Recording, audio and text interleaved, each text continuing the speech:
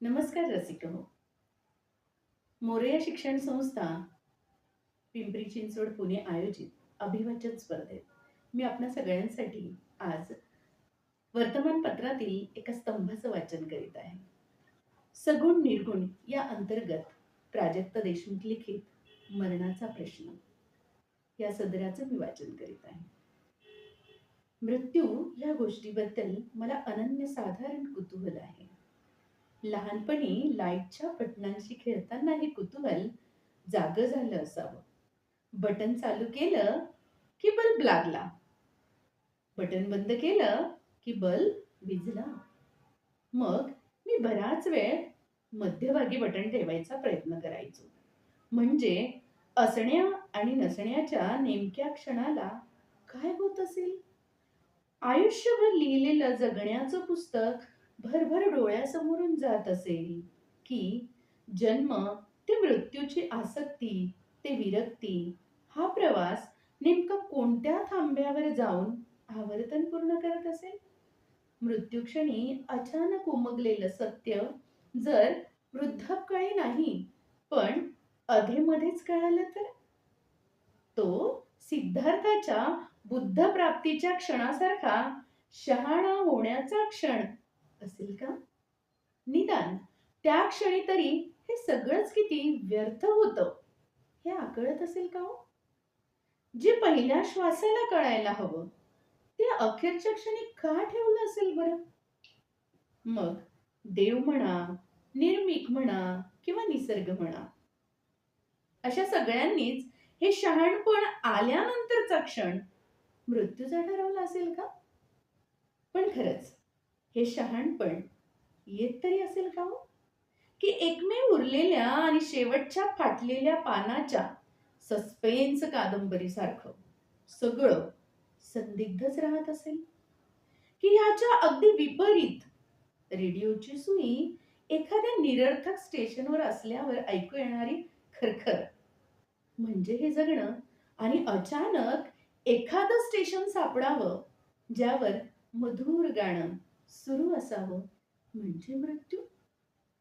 की हा मृत्यू क्षण म्हणजे एखाद्या दिव्य क्षणासारखा असेल? ह्या दिव्य क्षणाच्या वेळी श्वासांच्या लयीत अडसर, ह्या दिव्य क्षणाच्या वेळी श्वासांच्या लयीत अडसर, डोळ्यात जरा अंधारी, डोळ्यात जरा अंधारी, नजरेत उरावी थरथर, नजरेत उरावी थरथर.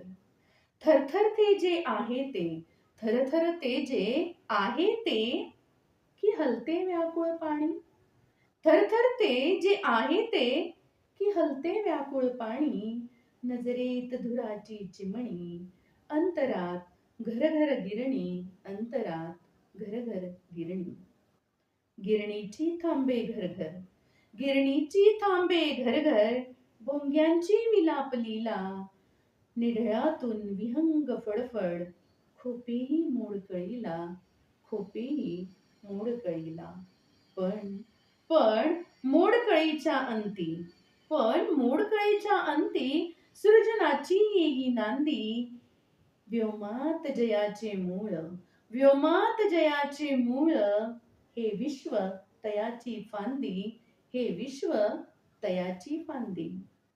असणे नसणे प्रत्यंतर, असणे नसणे प्रत्यंतर, जणू अळूपाऱ्याचे खेळ. असणे नसणे प्रत्यंतर जणू अळूपाऱ्याचे खेळ. हे एकांताचे तांडे, हे एकांताचे तांडे, ही दिव्य क्षणाची वेळ, ही दिव्य क्षणाची वेळ. मध्यभागी भोक असलेल्या टेबलावर पसरवलेला सिल्कचा कपडा खालून पूर्ण ओढून घेतल्यावर वर टेबलावर जसं दिसेल मृत्यूची अनुभूती तशी असेल का? की सरते शेवटी कदाचित असंही असेल की काही अशा व्यक्ती ज्यांना कळालंय की दिल्याने मनभर वाढत जातं आणि घेतल्याने नेहमी आपल्या पुंजीत घटत जातं. काही अशा व्यक्ती ज्यांना कळालंय की इतरांवर हसल्याने नंतर आपलंच असं होतं आणि हसवल्याने जग आपलंसं होतं. काही अशा व्यक्ती ज्यांना मौनाचा अर्थ कळालाय आणि खोलातला उथळपणा कळालाय.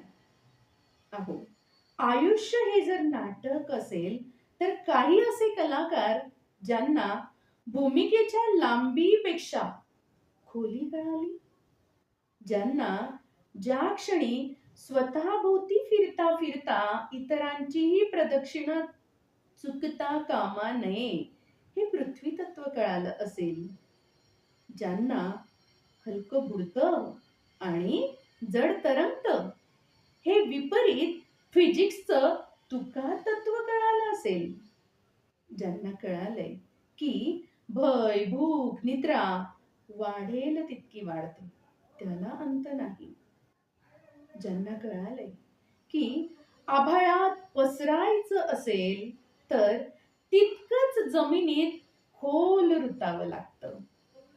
अशा एखाद्या व्यक्तींना पटकन मुक्ती मिळत असेल, कारण आपणच मेलेलो असू आणि एक एक जण जागृत होत आपल्यातून निघून चाललेले असतील, कारण त्यांना कळालं असेल मृत्यू हा जन्माचा साक्षात्कार आहे. गुपित सांगतो, आजकाल मलाही कधी कधी हलकं हलकं तरंगल्याचा भास होतो. धन्यवाद.